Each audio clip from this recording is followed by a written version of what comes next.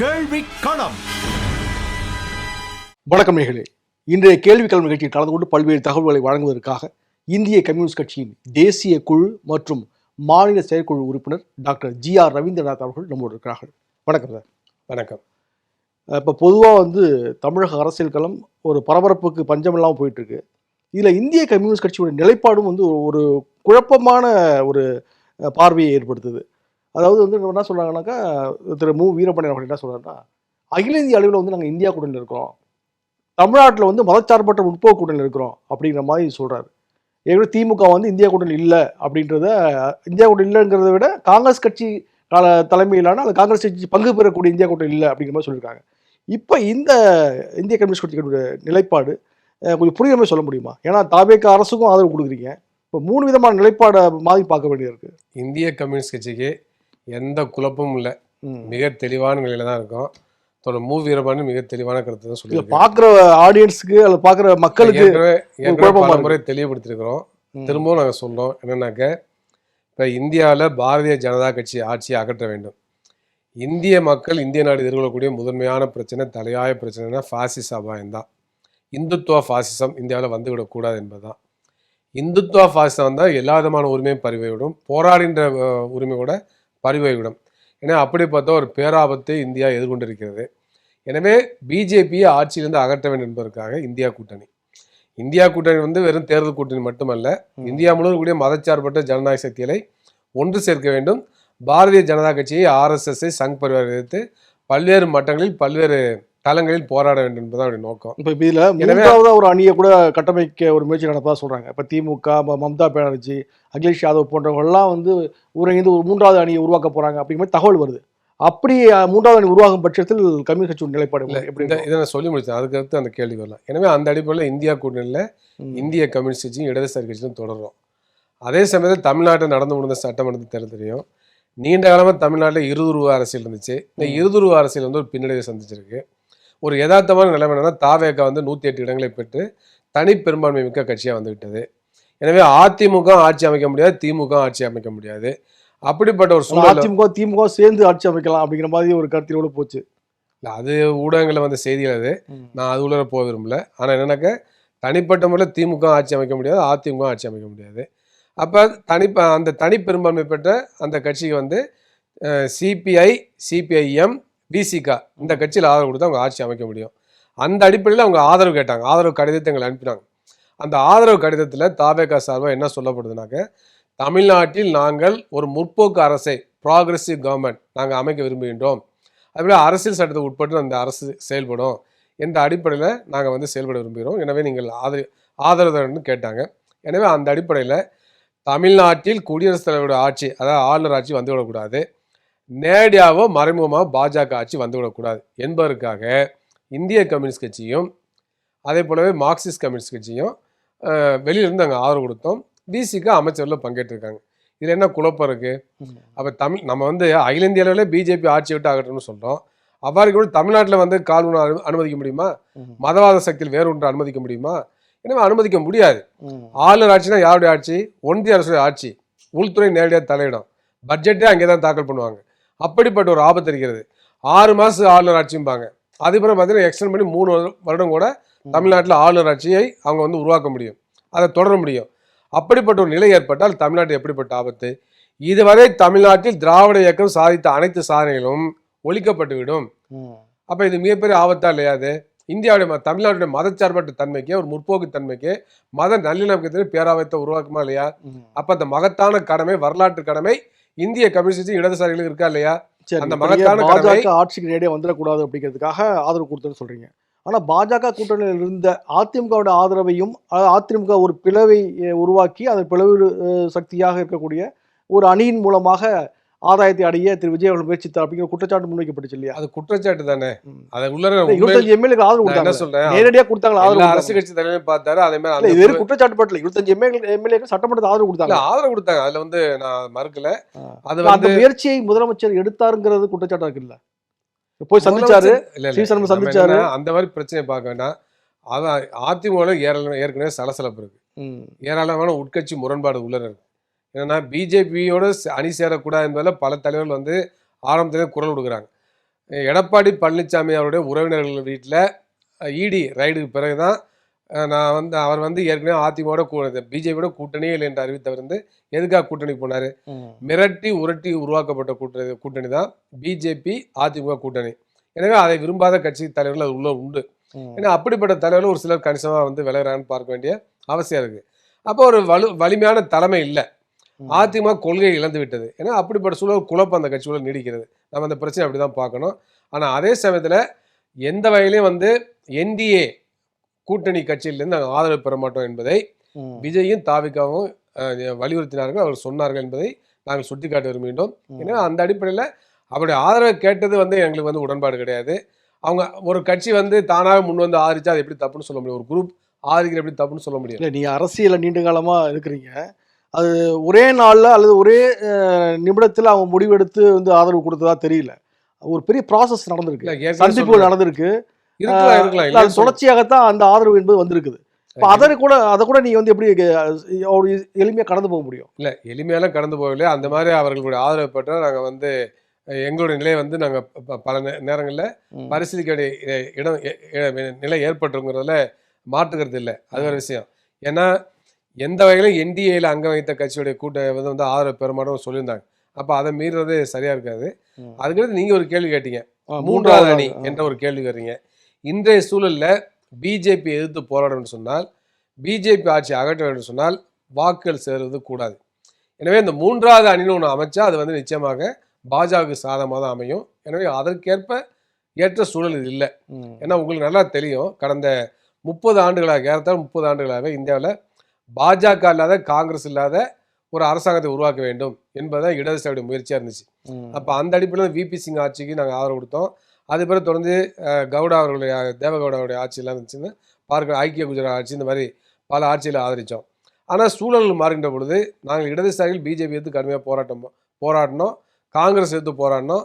ஒரு கடத்தில் பார்த்தீங்கன்னா பிஜேபி வலிமை பெற்று அவங்க ஆட்சி அமைக்கக்கூடிய சூழல் வந்துவிடக்கூடாது என்பதற்காக நாங்கள் என்ன பண்ணோம், யூபிஏ 1க்கு நாங்கள் வந்து ஆதரவு கொடுத்தோம். காங்கிரஸ் வந்து அமைச்சர் அமைப்பதற்கு ஆதரவு கொடுத்தோம், வெளியிலிருந்து ஆதரவு கொடுத்தோம், குறைந்தபட்ச செயல் திட்டத்தை போட்டோம். அந்த அடிப்படையில் பல சட்டங்களையும் கொண்டு வந்தோம். எனவே அந்த இந்திய அமெரிக்க அணு தொழில்நுட்ப பிரச்சனை, அணுசக்தி உடன்பாடு ஏற்பட்டு பொழுது நாங்கள் வந்து அதில் கருத்து வேறுபாடு கொடுத்து அந்த கூட்டணிக்கான ஆதரவை விலக்கி கொண்டு பார்க்க வேண்டிய அவசியம் இருக்கு. எனவே அதுவரை அந்த யூபிஏ 1ல நாங்கள் வந்து வெளியிலிருந்து ஆதரவு கொடுத்தோம், குறைந்தபட்ச செயல்திட்ட அடிப்படையில். எதுக்கு ஆதரவு கொடுத்தோம்? பிஜேபி ஆட்சி வந்துவிடக்கூடாது, வகுப்பாத சக்தி ஆட்சியை கைப்பற்றி விடக்கூடாது என்பதற்காக தான். காங்கிரஸையும் பிஜேபியும் சமதூரத்தில் வைத்து பார்த்த இடதுசாரிகள் பிஜேபி ஆட்சி வரக்கூடாது, மதவாத சக்தியில் ஆட்சி வரக்கூடாது என்பதற்காக ஒரு மதச்சார்பற்ற அரசு அமைய வேண்டும் என்பதற்காக தான் காங்கிரஸுக்கு அந்த யூபிஏ 1 பிரிவில் வெளியிருந்து ஆதரவு கொடுத்தும் பார்க்க வேண்டிய அவசியம் இருக்கு. எனவே அப்படிப்பட்ட சூழலில் இன்னைக்கு நாடு முழுவதும் 21 மாநிலங்களில் பிஜேபி ஆளுகின்ற பொழுது, பிஜேபி வலிமையான ஒரு நிலையில் இருக்கின்ற பொழுது, நாம் வந்து காங்கிரஸ் உட்பட பல்வேறு மாநிலங்களில் இருக்கக்கூடிய பல்வேறு மதச்சார்பற்ற சக்திகளை, இடதுசாரி சக்திகளை, ஜனநாயக சக்திகளெல்லாம் ஒரே மேடையில் ஒரே பிளாட்ஃபார்மில் அணி சேர்க்க வேண்டிய அவசியம் இருக்கு. அதான் எங்களுடைய அகில இந்திய மாநாட்டில் கொல்ல மாநாட்டில் தீர்மானம் போட்டோம். இந்தியாவில் உள்ள அனைத்து இடதுசாரி சக்திகளையும், மதச்சார்பற்ற சக்திகளையும், ஜனநாயக சக்திகளையும் உள்ளடக்கிய பரந்துபட்ட மேடையை உருவாக்க வேண்டும் என்று சொல்லி நாங்கள் தீர்மானம் போட்டோம்.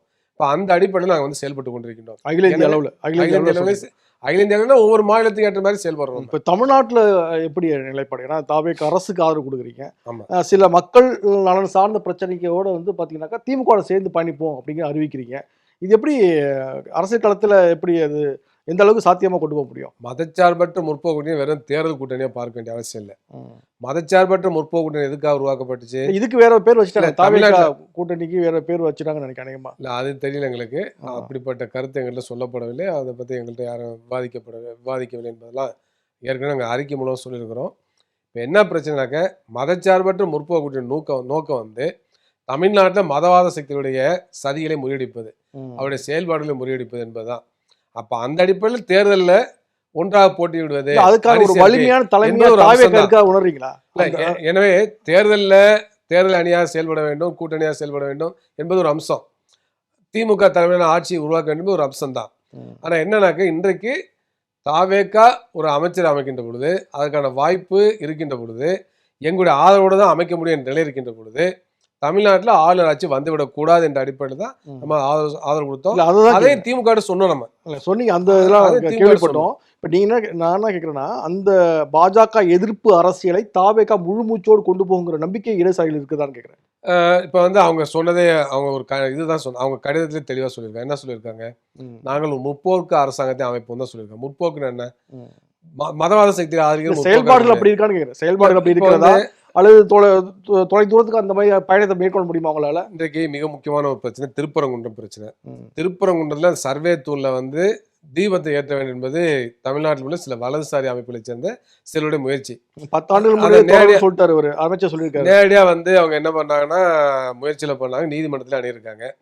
இப்ப கடந்த 4ஆம் தேதி மதுரை உயர்நீதிமன்ற அந்த பெஞ்சில வந்து என்ன சொன்னாங்க, 22ஆம் தேதிக்குள்ள அந்த அரசு வந்து அந்த தூண்ல தீபம் ஏத்துறத பத்தி சொல்லணும். சர்வே தூண். அது சர்வே தூண். ம். அப்ப அந்த தூண் மேல தீபத்தை ஏற்பதை பத்தி தன்னுடைய கருத்தை சொல்லணும். தன்னுடைய நிலைப்பாட்டை சொல்லணும்னு சொன்னாங்க. எங்களுடைய கட்சி 5ஆம் தேதி அன்னைக்கு ஒரு அறிக்கை வெளியிட்டோம். ம். இது தமிழ்நாடு அரசு தன்னுடைய இதை வந்து தெளிவுபடுத்த வேண்டும். ஏற்கனவே கடந்த கால ஆட்சி காலத்துல தமிழக அரசு கடைபிடித்த உறுதியான நிலையை கடைபிடிக்க வேண்டும். மதவாத சக்திக்கு இடம் கொடுத்து விடக்கூடாது. ம். மத நல்லிணக்கத்தை சீர்குலைத்து விடக்கூடாது.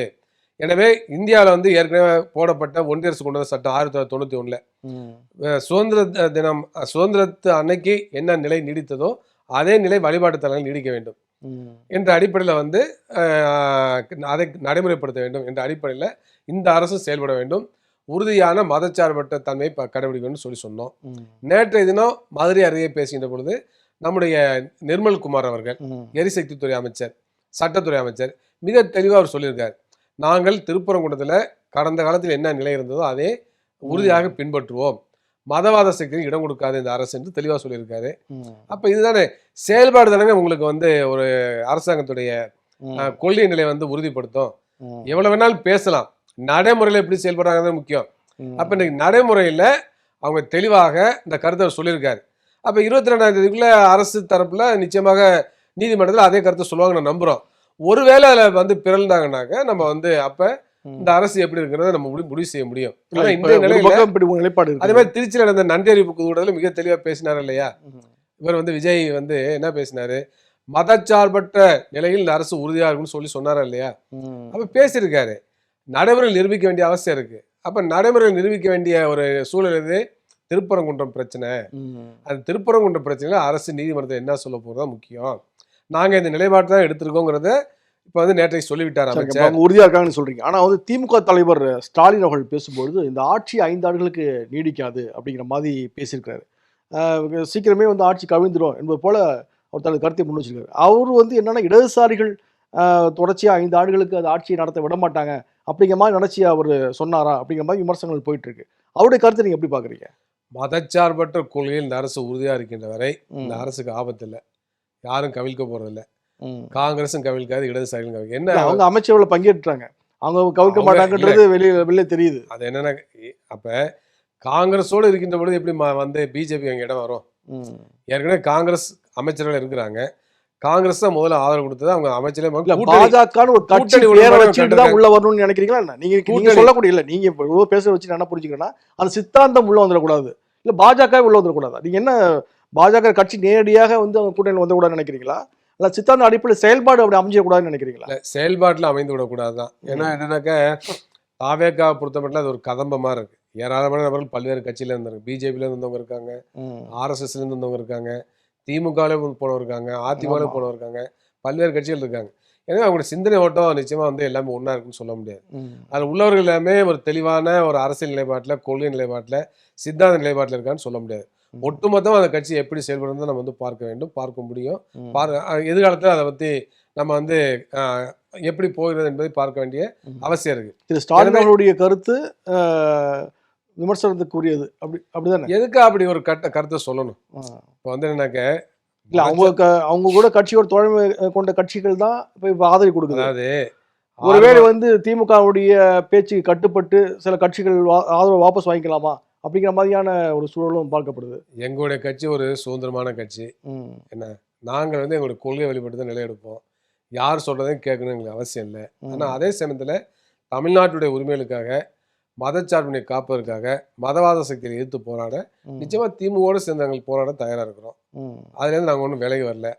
இன்னும் சொல்ல போனால் கடந்த மாதம் 8ஆம் தேதி முதல்ல வந்து தாவேக்காவுக்கு ஆதரவு தெரிவித்த பிறகு அந்த அறிவிப்பை மேற்கொள்வதற்கான ப்ரெஸ் மீட் ஒன்று மார்க்சிஸ்ட் கம்யூனிஸ்ட் ஆஃபீஸில் நடந்துச்சு.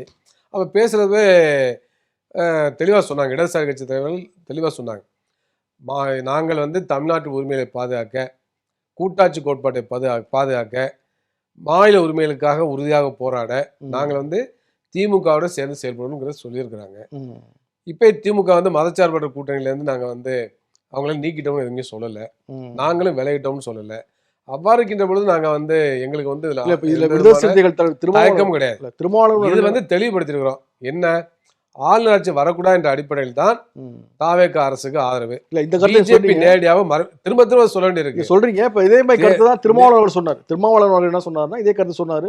இடதுசாரிகளுடைய நிலைப்பாட்டை அடியுற்றி என்னுடைய முடிவு அறிவிப்பேன்னு சொன்னாரு. இடதுசாரிகளுடைய இணைஞ்சு செயல்பட போறதாகவும் சொன்னார். ஆனா வந்து என்னன்னா, இடதுசாரிகள் வெளியிலிருந்து ஆதரவு அப்படி கருத்தியலை முன் வச்சிங்க, அதுல தொடர்ந்துட்டு இருக்கீங்க. ஆனா திடீர்னு விடுதலை சிறுத்தைகள் வந்து அமைச்சரவையில் இடம்பெற்றுச்சு.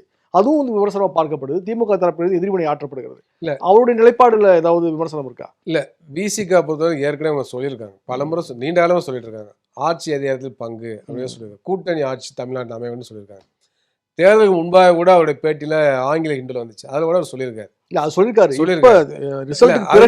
எங்கள்கிட்ட பிறகு சொல்லி இடதுசாரியோடு இணைந்து இடதுசாரியோட கருத்தை ஒட்டி நாங்கள் முடிவு சொன்னாரு. இப்ப எங்களுடைய கருத்தை ஒட்டி தானே வந்திருக்காங்க. அவங்க அமைச்சர்ல பங்கேற்க அது அவங்க கட்சியோட நிலைப்பாடு. இப்போ வந்து எங்கள்கிட்ட அவங்க சொன்னாங்க, நாங்கள் அமைச்சர்களை பங்கேற்கல, எங்களுக்கு ஒன்றும் பிரச்சனை இல்லை, ஆனால் நீங்கள் வந்து பங்கேற்க மாட்டீங்க அப்படிங்கிற மாதிரி நாங்கள் பங்கேற்க மாட்டோம். இதில் ஏன் இடதுசாரிகள் ஏன் அமைச்சர்கள் பங்கேற்க கூடாதுன்னு நியதி இருக்கு? ஏன்னா அப்போ பொதுவான காங்கிரஸுக்கு ஆதரவு கொடுக்கும் போது கூட நீங்கள் வந்து பங்கேற்கல, இப்பயும் வந்து அதுக்கான வாய்ப்பு இருந்து கூட நீங்க புறக்கணிக்கிறீங்க. அது என்ன ஏதாவது நிலைப்பாடு? எங்களுக்கு வந்து சட்டமன்றத்திலேயோ நாடாளுமன்றத்திலேயோ பெரும்பான்மை இல்லாத ஒரு சூழல்ல எந்த ஒரு அரசியலையும் பங்கேற்றாக்க, அது தாவேகான்னு இல்லை, எந்த ஒரு அரசியலையும் பங்கேற்றாக்க நாங்கள் முழுமையாக நாங்கள் நினைக்கக்கூடிய விஷயங்களை நடைமுறைப்படுத்த முடியாது. அப்ப பல்வேறு சிக்கல் வர்றதுக்கு வாய்ப்பு இருக்கிறது. அவர்கள் எடுக்கக்கூடிய பல தவறான முடிவுகளுக்கும் மக்கள் வந்து எங்களையும் பொறுப்பாக்குவாங்க. ஏன்னா அப்படிப்பட்ட சூழலை தான் நாங்கள் சட்டமன்ற நாடாளுமன்றத்தில் இடதுசாரிகள் ஒரு வலுவான இடத்தை பெறுகின்ற வரை அமைச்சர்களை பங்கேற்க வேண்டாம் என்பது ஆட்சி அமைக்கக்கூடிய, அதாவது பெரும்பான்மை பெற்று ஆட்சி அமைக்கக்கூடிய நிலை தான் வரணுமே ஒழிய கூட்டணி ஆட்சியில் இடம்பெற மாட்டீங்க. இப்போ இந்த குறைந்தபட்ச செயல் திட்டம் அப்படிங்கிற ஒரு விஷயத்த சொன்னீங்க. ஏற்கனவே வந்து காங்கிரஸ் தலைமையிலான அரசுக்கு குறைந்தபட்ச செயல் திட்டத்தோடு ஆதரவு கொடுத்தோன்ட்டு தமிழகத்தில் ஏதாவது குறைந்தபட்ச செயல் திட்டத்தை வலியுறுத்திருக்கீங்களா நீங்க அரசுக்கு? இல்லை, அந்த ஆதரவு தெரிவிக்கின்ற பொழுது நாங்கள் சொன்னோம், குறைந்தபட்ச செயல் திட்டத்தை ஒன்று உருவாக்க வேண்டும் என்ற அடிப்படையில் கருத்து சொன்னோம். அவங்களும் அதை ஏற்றுக்கொண்டார்கள். அதற்கான அடுத்தடுத்து பேசுவதற்கான வாய்ப்பு இல்லை. அதனால சூழலை பொறுத்து அடுத்த கட்டமாக நம்ம பேசணும். ஆனால் என்ன பிரச்சனைனாக்க, இன்றைக்கு எங்களுடைய ஆதரவு என்பது ஆளுநர் ஆட்சி வரக்கூடாது என்பதுதான். தமிழ்நாட்டில் ஒரு மதச்சார்பற்ற அரசு உருவாக வேண்டும் என்பதுதான். ஏன்னா அந்த அடிப்படையில் ஆதரவு தெரிவிச்சிருக்கோம். ஒரு குறைந்தபட்ச செயல் திட்டத்தை தாவேக்கா உருவாக்க முன் வந்தால் அது அந்த ஆட்சிக்கு நல்லது, தமிழ்நாட்டுக்கு நல்லது. ஏன்னா இடதுசாரிகளை பொறுத்தவரை மக்கள் நலத்திட்டங்களை நடைமுறைப்படுத்துங்கிறதுல நாங்கள் உறுதியாக இருப்போம். அப்போ அந்த அடிப்படையில் இடதுசாரியுடைய கருத்தை உள்வாங்கி கொண்டு ஒரு குறைந்தபட்ச செயல் திட்டம் உருவாக்கினால் இந்த அரசுக்கு அது நல்லது என்பதை எங்களுடைய கருத்து. இப்போ கிட்டத்தட்ட 1 மாதம் ஆயிடுச்சு ஆட்சி பொறுப்பேற்று. ஏன்னா மற்ற அரசுலாம் பொறுப்பேற்ற பிறகு பார்த்தீங்கன்னா ஒரு 6 மாத காலம் வந்து ஒரு விமர்சனத்துக்கு அப்பாற்பட்ட ஒரு காலத்தை கொடுப்பாங்க. அது ஹனிமூன் பீரியட் அப்படிலாம் கூட குறிப்பிடுவாங்க. ஆனால் இந்த அரசு பொறுப்பேற்ற ஒரு சில தினங்கள்லேருந்து விமர்சனங்கள் கடுமையாக முன்வைக்கப்படுது. திமுக தரப்பிலும் சரி, சமூக ஊடகங்கள் வாயிலாகவும் சரி. நீங்கள் எப்படி பார்க்குறீங்க? இந்த 1 மாத கால ஆட்சி என்பது உங்களுடைய கொள்கைக்கு உட்பட்டு தான் இருக்குதா? இல்லை, எங்களுடைய பார்வை அப்படி இல்லை. 6 மாதம் விமர்சனம் பண்ணக்கூடாது, அடுத்த நாளே விமர்சனம் செய்யக்கூடாது அப்படிலாம் எங்கள் கட்சியை பொறுத்த மட்டும் இல்லை. ஒரு அரசு பதவியேற்ற உடனேயே மிக மோசமான தவறான கொள்கை பின்பற்றுமையானால் நிச்சயமாக சுட்டி காட்டுவோம். நாங்கள் இந்த அரசை செஞ்சுருக்கோம். அமைச்சராக பொறுப்பேற்ற பிறகு, முதலமைச்சராக பொறுப்பேற்ற உடனே ஒரு ஜோதிடரை அவருக்கு உதவியாளரை போட்டார். முதல்ல கண்டன அறிக்கை எங்கேருந்து வந்துச்சு? அவருக்கு வந்து அந்த இதை ரத்து செய்யணும்னு சொல்லி முதலாக அறிக்கை விட்ட கட்சி இந்திய கம்யூனிஸ்ட் கட்சி தான். அப்போ அதுக்காக நான் 6 மாதம் காத்துட்டு இருக்க முடியுமா?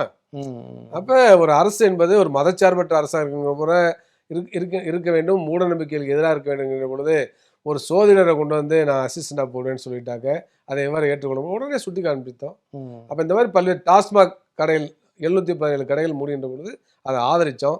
ஆனால் அதே சமயத்தில் அங்கு பணியாற்றக்கூடிய பணியாளர்கள் வந்து பாதிக்கப்படக்கூடாது, வேலை இழப்பு ஏற்படக்கூடாது என்று சொன்னோம். அதன்படி அந்த அரசு வந்து அவர்கள் ஊதியத்தை கொடுக்குறாங்க. அவர்கள் வந்து வேறு டாஸ்மாக் கடையில் மாற்றி போட்டிருக்கிறார்கள் என்பதெல்லாம் பார்க்க வேண்டிய அவசியம் இருக்குது. அதே மாதிரி திருப்பரங்குன்ற விஷயத்தில் நீதிமன்ற தீர்ப்பு வந்தோடனே நாங்கள் சொன்னோம், அந்த அரசு மதச்சார்பற்ற தன்மையில் உறுதியாக இருக்குன்னு சொன்னோம். இப்போ அவர் அறிவிச்சிருக்காரு. அப்போ அந்த அரசாங்கத்துடைய செயல்பாட்டை பொறுத்து நாங்கள் வந்து எங்களுடைய செயல்பாடு அமையும். நல்லது செய்தால் வரவேற்போம். அதே சமயத்தில் தமிழ்நாட்டு மக்களுக்கு எதிரான மதச்சார்பற்ற தன்மைக்கு எதிரான செயல்பாடு இருந்தால் நிச்சயமாக சுட்டி காண்பிப்போம். அதுக்கு எதிராக உறுதியாக குரல் கொடுப்போம், போராடுவோம் என்பதை தெரிவித்துக் கொள்கிறோம். திருச்சி 6 மாதம் ஒரு நாளில் எங்களை பொறுத்த மட்டும் கிடையாது.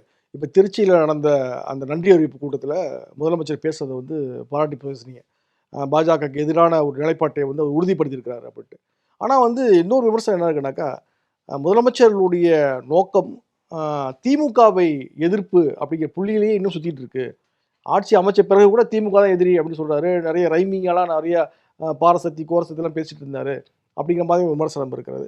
இன்னொரு பக்கம் என்னன்னாக்கா, அதிமுகவிலிருந்து உடைத்து முன்னாள் அமைச்சர்கள், இப்போ சட்டமன்ற உறுப்பினர்கள் எல்லாரையும் இழுத்துட்டு வந்து தான் கட்சியை சேர்க்கணும் அப்படிங்கிற ஒரு நிலைப்பாட்டோடு இருப்பதாகவும் கூறப்படுகிறது. தலைமைச் செயலகமே பார்த்தீங்கன்னாக்கா தாவேகா கட்சி ஆஃபீஸாக மாறிடுச்சு அப்படிங்கிற மாதிரியான விமர்சனமும் முன்வைக்கப்படுது.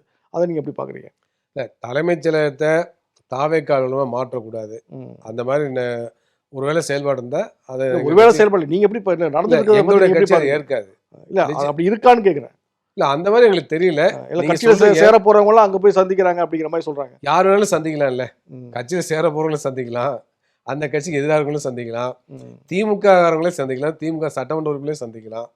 அப்ப சட்டமன்றத்தில் வந்து பொதுமக்கள் யார் வேணாலும் போகலாம், எந்த கட்சியை சேர்ந்தாலும் போகலாம்.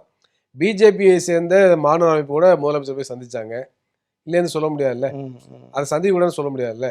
நேரடியா வந்து கோரிக்கை கோரிக்கைக்காக போய் அந்த மாதிரி கோரிக்கைகளுக்காக கட்சி ரீதியாக நடக்கக்கூடிய நிகழ்வா கட்சி, அதாவது தலைமைச் செயலகத்தை வந்து கட்சி ரீதியான நடவடிக்கைகளுக்கு செயல்பாடுகளுக்கு எந்த விதத்திலும் அனுமதிக்க கூடாது. அவ்வாறு அனுமதித்தால் அது தவறு.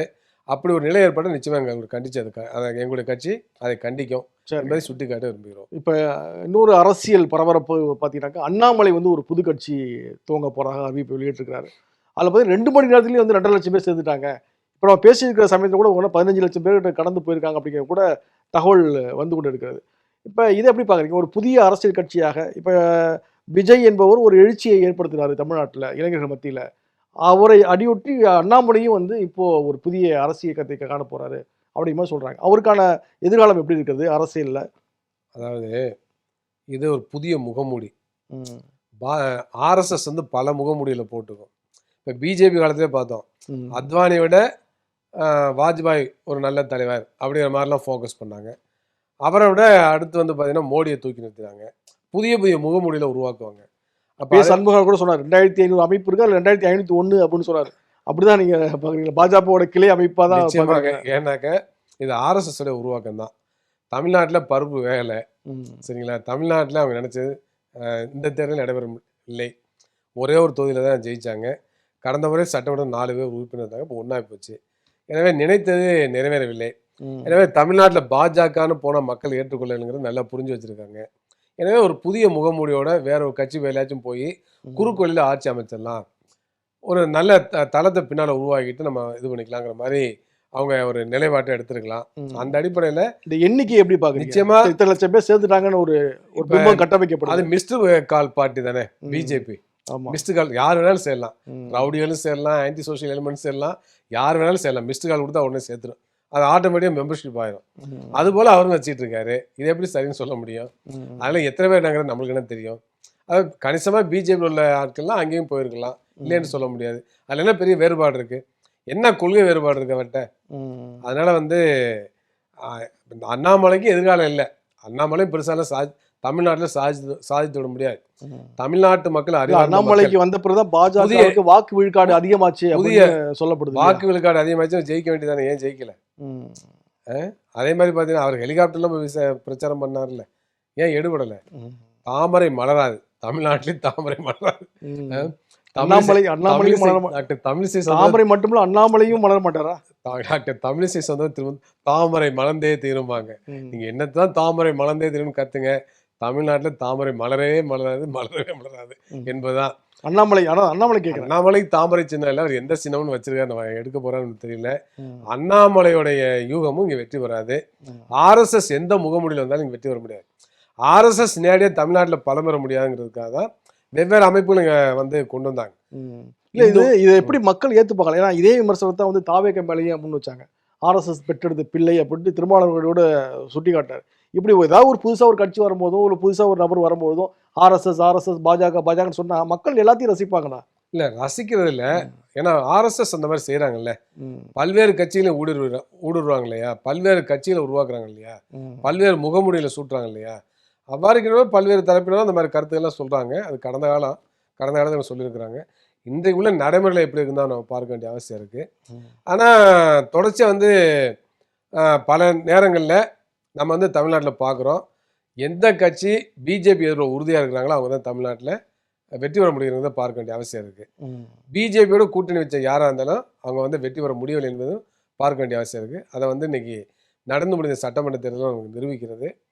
அதிமுக மிகப்பெரிய செட்பேக்கை சந்திச்சு கிட்டத்தட்ட 100 தொகுதியில் மேலே டெபாசிட் இழந்திருக்கிறாங்க. அதிமுக என்ற கட்சியை கலங்கத்து போயிருக்கு. காரணம் அவங்க பிஜேபியோட கூட்டணி வைத்தது தான். அப்போ அது மிகப்பெரிய இழப்பு. அதெல்லாம் பார்க்க வேண்டிய அவசியம் இருக்குது. அதே போல் இன்றைக்கு பார்த்தீங்கன்னாக்க தாவேகா பொறுத்த மட்டும் பெரிய அளவுக்கு பிஜேபி எதிர்த்து தேர்தலில் பிரச்சாரம் பண்ணலாம் கூட முதல் மாநாட்டில் அவங்க கொள்கை எதிரின்னு பிஜேபி தான் சொன்னாங்க. அதுக்கடுத்து கடைசியாக பிரச்சாரம் பண்ண இடத்துலையும் கூட அவர்கள் பிஜேபியை ஏற்றுக்கொள்ளவில்லை, மதச்சார்பு உறுதியாக இருக்கும்னு சொன்னாங்க. திருச்சியில் நடந்த நன்றி அறிவிப்பு கூட்டத்தில் சொல்லியிருக்கிறாரு. நடைமுறையிலையும் இன்றைக்கு அந்த திருப்பரங்குன்ற விஷயத்தில் ஒரு கருத்து சொல்லியிருக்கிறாங்க. அதை எப்படி செயல்பட போகிறாங்கன்னு பொறுத்து தான் பார்க்கணும். நாங்கள் ஒரு ப்ராக்ரெசிவ் கவர்மெண்ட்டை முற்போக்கான அரசு அமைப்போம்னு சொல்லியிருக்கிறாங்க. எல்லாமே நான் எதிர்கால காலம் தான் பதில் சொல்லும். நல்லது சார். நிகழ்ச்சியில் கலந்து கொண்டு பல்வேறு தகவல் சொன்னீங்க. வசந்தொலி காட்சி சார்பில் நன்றி சார். மிக்க நன்றி, வணக்கம். கேள்வி களம்.